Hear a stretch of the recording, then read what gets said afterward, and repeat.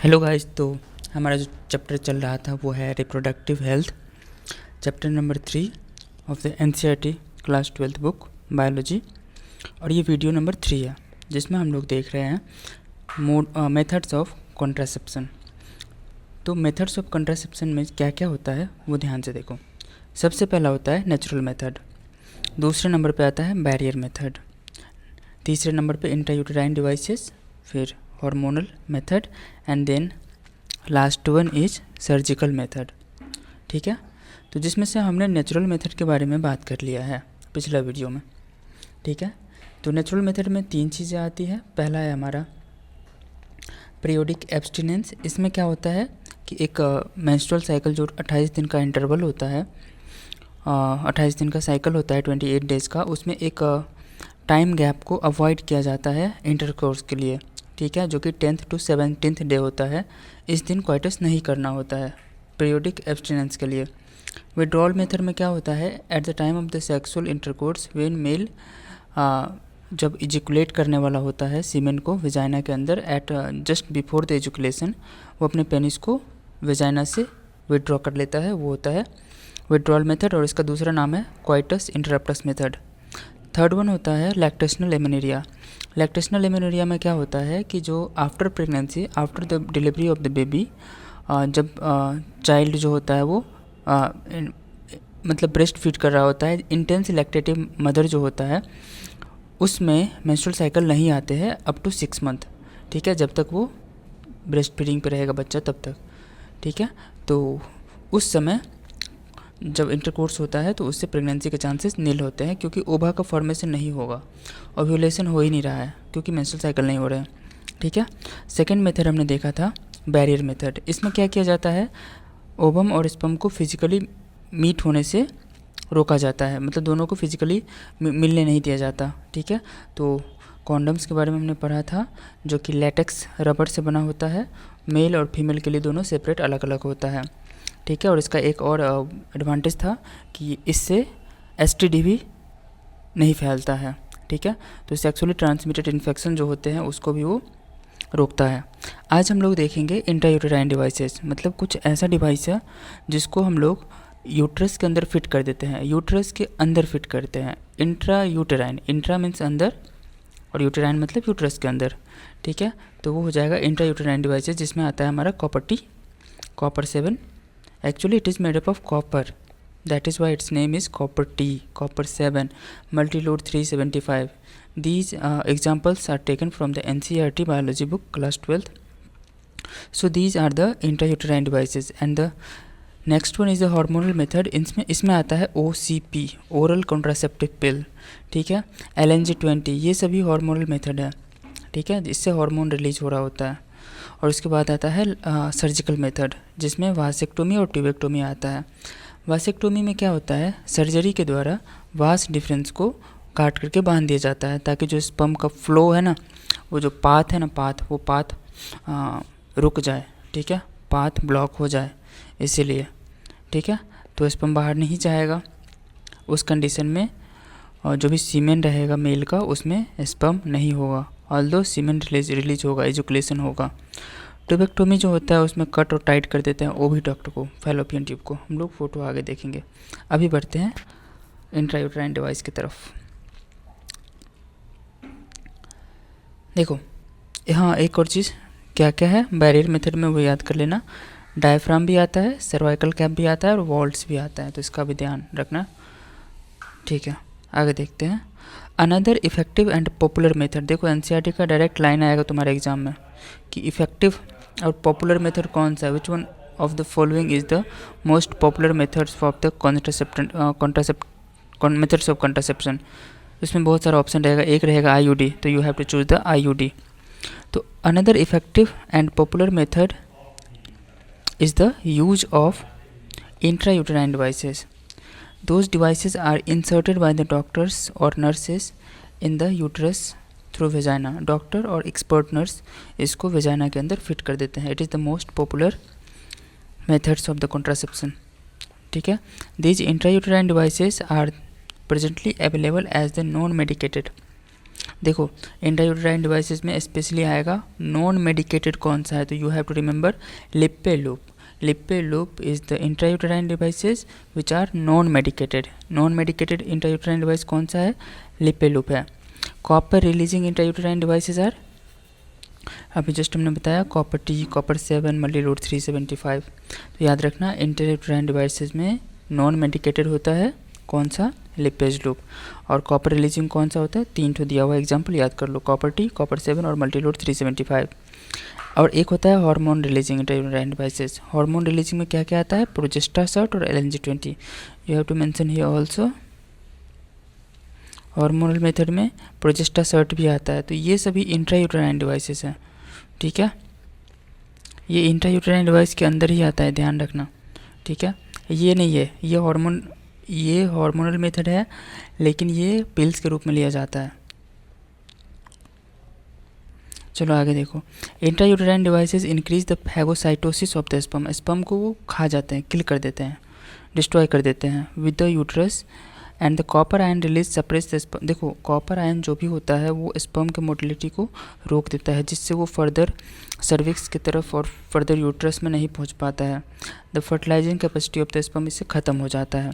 The hormone releasing, देखो जैसे copper T है ना, तो ये टी शेप का होता है और इसमें ऐसे करके कॉपर लगा हुआ रहता है, ठीक है, जो हमेशा कॉपर आयन को रिलीज करेगा, ठीक है. और कॉपर आयन स्पर्म के मोटिलिटी को क्या करेगा, सप्रेस कर देगा, जिससे स्पर्म आगे मूव नहीं कर पाएगा.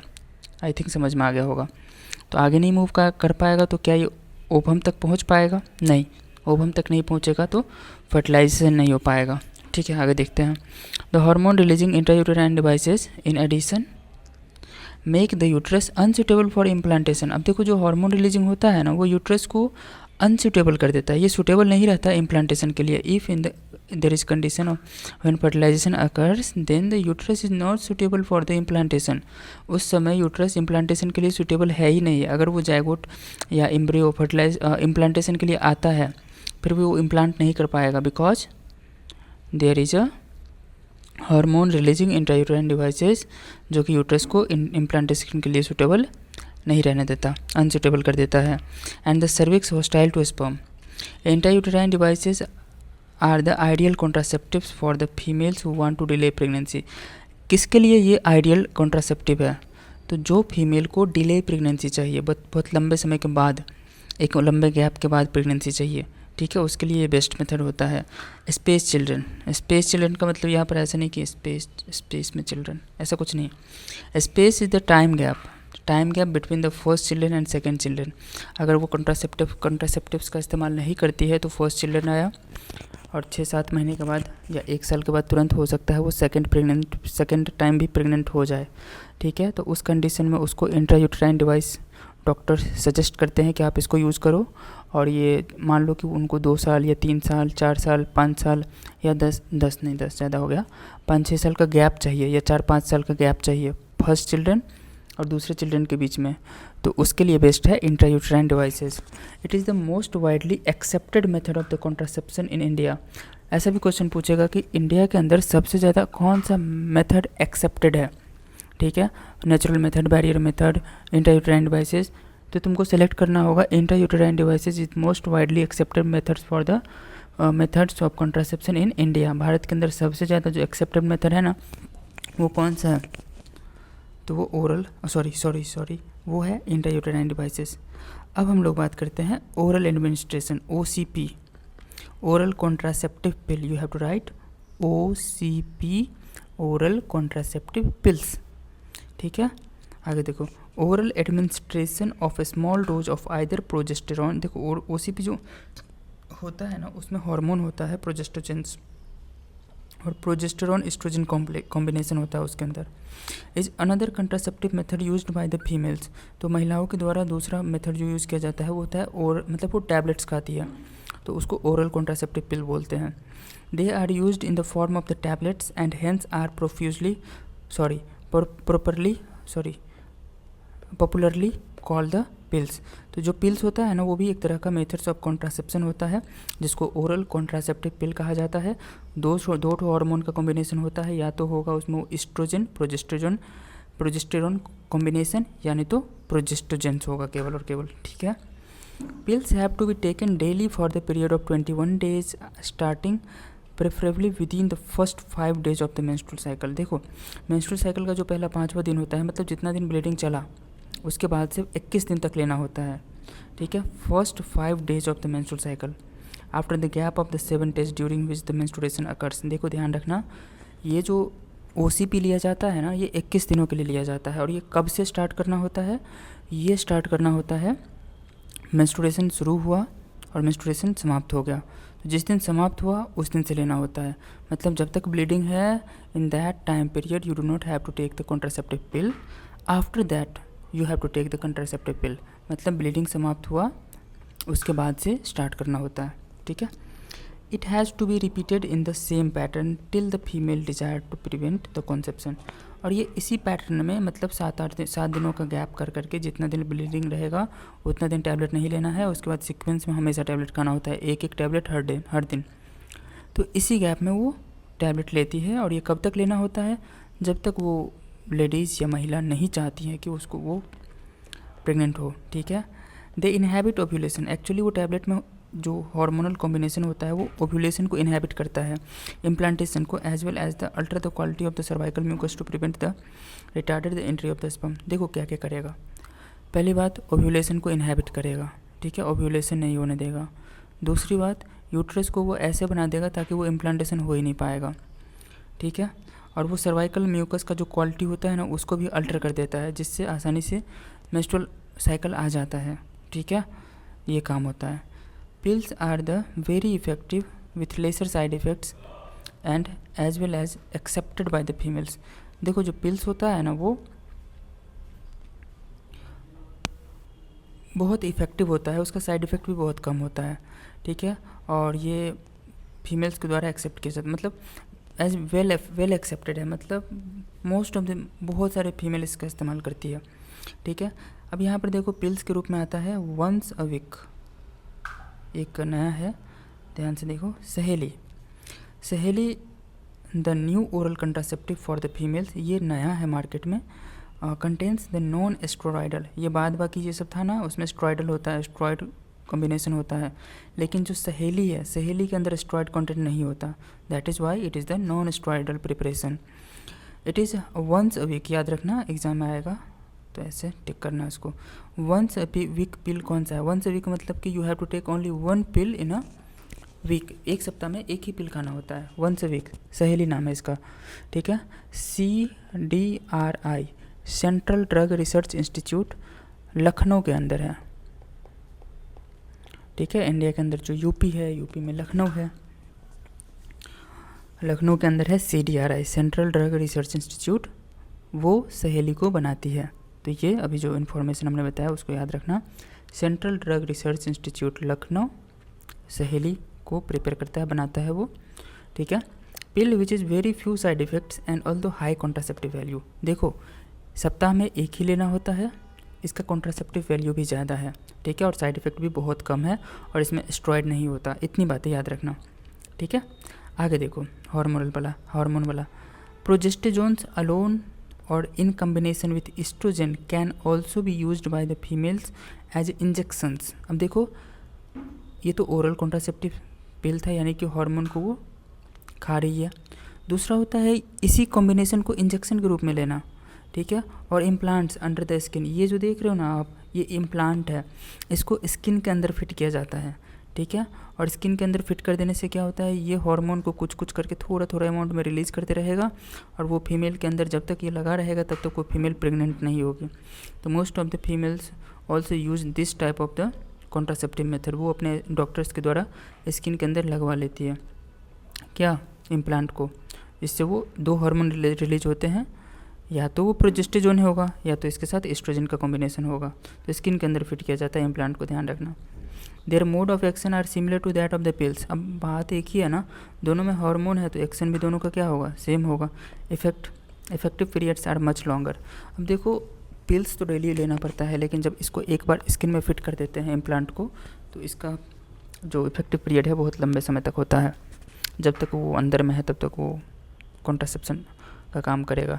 एडमिनिस्ट्रेशन ऑफ द प्रोजेस्टेरॉन और प्रोजेस्टोजन कॉम्बिनेशंस और the intrauterine devices within the 72 hours of coitus have been found to be very effective as the emergency contraceptives as they could be used to avoid the possible pregnancy due to the rape और casual intercourse, unprotected intercourse. देखो कई बार क्या होता है कि rape का case हो जाता है, कैजुअल अनप्रोटेक्टेड इंटरकोर्स होता है, उस समय अगर 72 आवर्स के अंदर इंट्रायूटेराइन डिवाइसेस का मतलब कोई लगा लिया, मतलब डॉक्टर्स की सहायता से इंट्रायूटेराइन डिवाइसेस लगवा लिया 72 आवर्स के अंदर, या ये कॉम्बिनेशन ले लिया हार्मोन का, प्रोजेस्टेरॉन एस्ट्रोजन कॉम्बिनेशन, ठीक है, तो ये इमरजेंसी कॉन्ट्रासेप्टिव की तरह काम करता है। अगर कहीं गलती से ऐसा कुछ हो गया, ऐसा सिचुएशन क्रिएट हो गया, तो within the 72 hours if see अगर वो इंट्रायूटेराइन डिवाइसेस लगवा लिया, और या नहीं तो वो एस्ट्रोजन प्रोजेस्टेरॉन कॉम्बिनेशन को वो लिया, या सिंपल प्रोजेस्टेरॉन को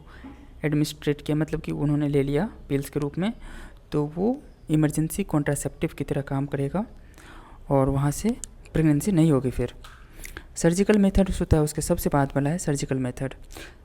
सर्जिकल मेथड में क्या होता है, is also called the sterilization, ठीक है, are generally advised for the male female partner as the terminal method of the to prevent any more pregnancy. अब देखो जिसको 3-4 बच्चे ऑलरेडी हो गए हैं, ठीक है, तो आपने सुना होगा कि जो भी बच्चे की माँ है उसको ऑपरेशन करवा दिया जाता है, बच्चा बंद करने वाला, तो एक्चुअली फीमेल्स में ट्यूबेक्टोमी किया जाता है, ठीक है। ये टर्मिनल मेथड है, टर्मिनल मतलब कि it can not be reverse, इसका रिवर्स होना बहुत मुश्किल होता है, ठीक है। तो इसमें देखो क्या होता है, फीमेल, ये आप देख रहे हो फीमेल रिप्रोडक्टिव सिस्टम, इसमें जो फैलोपियन ट्यूब है ना उसको काट दिया जाता है, कट करके बांध दिया जाता है, इससे ओवा यहाँ से रिलीज होगा और जो भी ओवा है वो यहाँ तक आएगी, और ये ब्लॉक है तो आगे नहीं आ पाएगा, या इधर से स्पर्म गया तो इसमें नहीं जा पाएगा, ठीक है, तो स्पर्म और ओवा का यहाँ पर मीटिंग नहीं हो पाएगा, तो यहाँ पर फर्दर प्रेगनेंसी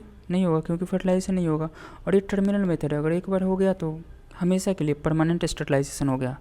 अब वो again she do not be a mother, मतलब उसके बाद फिर से वो कंसीव नहीं करेगी, ठीक है। तो ये भी होता है, जिसके 3-4 बच्चे होते हैं, डॉक्टर्स उनसे पूछते हैं, तो फिर उनको सजेस्ट करते हैं कि यू हैव टू, आप नसबंदी करवा लीजिए, स्टरलाइजेशन, ठीक है। तो नसबंदी थोड़ा सुनने में ख़राब लगता है, बट ऑपरेशन हो गया, बच्चे बंद करने वाला ऑपरेशन कर दीजिए, डॉक्टर्स ऐसा पूछते हैं, ठीक है। मेल में क्या होता है, इसमें वास डिफरेंस को काटते हैं, इसको वासेक्टोमी बोलते हैं, और फीमेल में ट्यूबेक्टोमी बोलते हैं। तो वासेक्टोमी में वास डिफरेंस काट करके बांध दिया, अब स्पर्म यहाँ बनेगा, टेस्टिस में स्पर्म का फॉर्मेशन हुआ, ये स्पर्म आगे मूव ही नहीं कर पाएगा, तो स्पर्म आगे नहीं मूव करेगा, तो यहाँ से जो भी सीमेन रिलीज हुआ है, ऑल्दो द मेल इजोकुलेट करेगा, सीमेन रिलीज करेगा, बट उस सीमेन में स्पर्म नहीं होगा, ठीक है, स्पर्म नहीं होगा, स्पर्म नहीं होगा, कहाँ पर नहीं होगा, सीमेन में नहीं होगा, ठीक है। आई होप आपको ये समझ में आ गया होगा। Pregnancies, surgical intervention blocks the gamete transport and thereby prevent conception. देखो ये गेमेट के ट्रांसपोर्ट को ही ब्लॉक कर देता है। Sterilization procedure in the male is called the vasectomy. Male में जो स्टरलाइजेशन प्रोसीजर होता है ना उसको वासेक्टोमी बोलते हैं, और फीमेल में उसको ट्यूबेक्टोमी बोलते हैं। वासेक्टोमी में एक छोटा सा पार्ट वास डिफरेंस को काटा जाता है और वहाँ पर उसको बांध दिया जाता है, ठीक है, काट करके थोड़ा सा हटा दिया, बांध दिया, ठीक है। स्मॉल इंसिजन स्क्रोटम में लगाते हैं, ठीक है, स्क्रोटम में लगाएंगे स्मॉल इंसिजन, और वास डिफरेंस को पकड़ के काट देंगे और काट के बांध देंगे। ये है क्या, इसका नाम है vasectomy. Whereas in tubectomy the small part of the fallopian tube is removed. छोटा सा फैलोपियन ट्यूब का पार्ट काट करके रिमूव किया जाता है और उसको फिर बांध दिया जाता है, tied up through the small incision in the abdomen. पता होगा ओवरी जो होता है, फैलोपियन ट्यूब जो होता है वो एब्डोमेन में होता है, तो इंसिजन कहाँ लगाएंगे, कट कहाँ लगाएंगे, इंसिजन में लगाएंगे, ठीक है, एब्डोमेन और थ्रू द वेजाना। ये वेजाना के द्वारा अंदर के थ्रू भी करते हैं और एब्डोमेन में इंसिजन लगा के भी करते हैं। These techniques are highly effective but their reversibility is very poor। ये तो परमानेंट है ना, इफ़ेक्टिव बहुत है लेकिन रिवर्सिबिलिटी पुअर है, ठीक है। ये फिर से ऐसा नहीं हो सकता, एक बार ऑपरेशन डन तो ख़त्म, ठीक है, उसके बाद कुछ भी हो जाए, मतलब रिवर्सिबिलिटी बहुत पुअर है। आगे देखो, it is needs to be emphasise that the selection of the unsuitable contraceptive method as and use is always be undertaken in the consultation with the qualified medical professional। देखो, हम किस तरह के contraceptive का इस्तेमाल करें, इसका गाइडेंस एक प्रोफेशनल से लेना चाहिए, एक डॉक्टर से लेना चाहिए हमको। One must also remember that contraceptives are not regular requirements for the maintenance of the reproductive health. Reproductive health को मेंटेन करने के लिए ये एक तरह का रेगुलर रिक्वायरमेंट नहीं होता। In fact they are practised against the natural reproductive event. देखो, इसका जो इस्तेमाल है ना, हम लोग नेचुरल रिप्रोडक्टिव इवेंट के अगेंस्ट में कर रहे होते हैं, that is concepted on pregnancy के। One is force to use the method to either prevent pregnancy और डिले स्पेस, मतलब अगर उसको डिले प्रेगनेंसी चाहिए, ठीक है, या प्रेगनेंसी से रोकना है due to the personal reason, कुछ रीजन से, no doubt the widespread use of the methods have a significant role in checking the uncontrolled growth of population। अब देखो, ये सभी मेथड बहुत ज़्यादा इफेक्टिव होता है अनकंट्रोल्ड पॉपुलेशन ग्रोथ को रोकने के लिए। However there possible ill effects like nausea. अब देखो, ये सब यूज़ करने का कुछ इल इफ़ेक्ट्स होते हैं, ठीक है, बैड इफ़ेक्ट होते हैं, जैसे कि नोजिया, बेचैनी हो सकती है, ठीक है, एब्डोमेन में पेन हो सकता है, पेट में दर्द हो सकता है, ठीक है, ब्रेकिंग थ्रू ब्लीडिंग, मतलब वेजाइना से ब्लीडिंग हो सकता है, इरेगुलर मेंस्ट्रुअल ब्लीडिंग, और इवन द ब्रेस्ट कैंसर, इससे ब्रेस्ट कैंसर का भी खतरा होता है, और मेंस्ट्रुअल ब्लीडिंग जो होता है वो इरेगुलर भी हो सकता है। तो not very significant, should not be totally ignored. तो इसको भी इग्नोर नहीं किया जाना चाहिए, इस चीज़ का ध्यान रखना, ठीक है। ये सब भी चीज़ें को ध्यान में रखना है। ये सब साइड इफ़ेक्ट्स होते हैं, लेकिन actually it is very less, बहुत कम होता है, बट होता है, ठीक है। साइड इफ़ेक्ट है तो है। तो ये अभी हमने पढ़ा मेथड्स ऑफ कॉन्ट्रासेप्शन। हमारा जो टॉपिक था मेथड्स ऑफ कॉन्ट्रासेप्शन, वो अभी हमने देखा, जिसमें था population stabilisation and birth control. तो अभी हमने ये सारा मेथड देख लिया। यहाँ पर एक फ्लो चार्ट है जो कि आपको कॉपी में बनाना है, ठीक है। तो आई होप आपको ये चीज़ समझ में आया होगा, ठीक है। हमारा जो नेक्स्ट टॉपिक होगा वो होगा medical termination of pregnancy. I will discuss this topic in video number 4। Thank you. Bye bye.